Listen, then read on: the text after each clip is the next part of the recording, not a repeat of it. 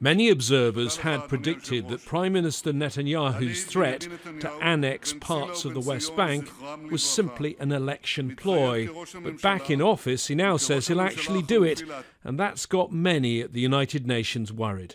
UN Special Coordinator Nickolay Mladenov, briefing the Security Council, restated the UN's long-held position that annexation would be a serious breach of international law by Israel, derailing a two-state solution.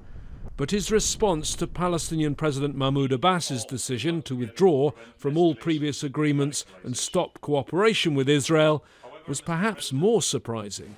If I may speak openly and very frankly on the issue, whatever our individual assessments of the Palestinian reaction to the Israeli threat of annexation may be, it is certainly one thing.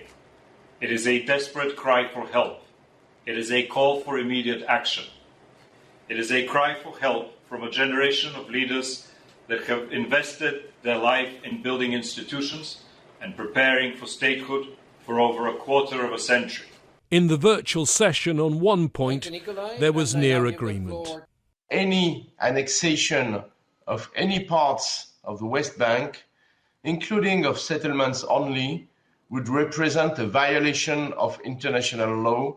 One by one, Security Council members urged Israel not to pursue a policy of annexation, except for one. The omission of such a statement by the US Ambassador Kelly Craft was telling. She, though, left it to her boss in Washington, D.C., the Secretary of State, to criticize the Palestinian president. But I regret that he's decided to abrogate these agreements. We laid out a very clear vision for how peace could be brought. We asked simply for this. We asked the Israelis and the Palestinians to agree that that would be the basis for negotiations between them. The Israelis have accepted that. The Palestinians have continued to refuse to just simply sit down and enter into negotiation based on President Trump's vision for peace there. So where do peace efforts go now? The so-called quartet has almost been forgotten for the last couple of years. It consists of the European Union, the UN, Russia and the United States. The United Nations believe it now has the best chance of reviving diplomacy. James Bays, Al Jazeera, at the United Nations.